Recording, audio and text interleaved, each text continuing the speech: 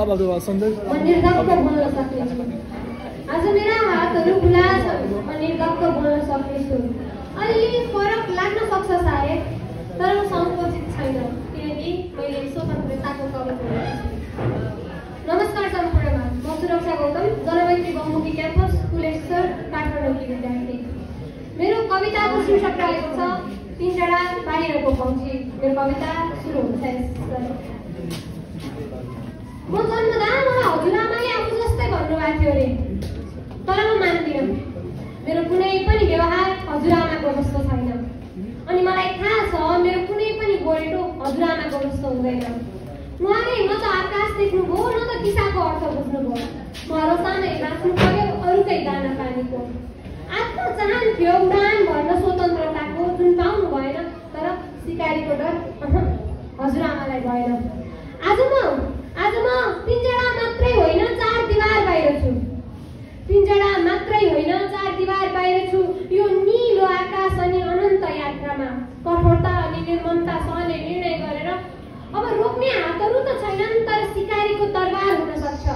आहारा पानी आफै आउँदैन म कहाँ, मैले बिर्सेकी छैन रासन खोज्नु छ। स्वर गुनगुनाउँदा पनि ध्यान दिनुपर्छ, कहिल्यै धुनको अपमान हुन सक्छ। बोल्न पाउँछु ज्ञात छ मलाई, तर धेरै ध्यान पुर्याउनु पर्छ। यात्रा त कणकणले धरती सजाउने लिएकी छु मैले, यात्रा त कणकणले धरती सजाउने लिएकी छु। यो सब छैन, तर म लागिरहन्छु। जब आकाश गर्जन्छ, आउँछ प्रलयको धार, महसुस हुन सक्छ आफ्नै हुन्छ कि त संहार। बेग्लै हावा चल्दा सक्छ मलाई लडाउन, मैले भेट्ने छैन कोही आफ्नो त्यहाँ मलाई अडाउन। चिसोले कट्याङ दिँदा जब पखेटाहरू भिज्छन्, पक्का मनले सोध्नेछ तेरो बास कहाँ छ, रुखको कापा या त भिरको चट्टानमा। सङ्घर्ष गर्नु पर्दा याद आउन सक्छन् तारमा, तर यो रोजाइको यात्रा हो, तर यो मेरो रोजाइको यात्रा हो। यहाँ ताकेर बसेका चिल, लुकेर बसेका बिराला पनि उडान साथ छैन मेरो, अप्नाउनु पर्छ सावधानी। छली आँखा कृष्ण नजरबाट बस्नु छ, छली आँखा कृष्ण नजरबाट बस्नु पर्छ। गल्ती गर्दा एकै पलले जीवन जान सक्छ। मलाई थाहा छ चाहिन्छ चतुर्याई, चाहिन्छ तीव्रता, जो म पक्का बिर्सने छैन यो युद्ध मैदानको।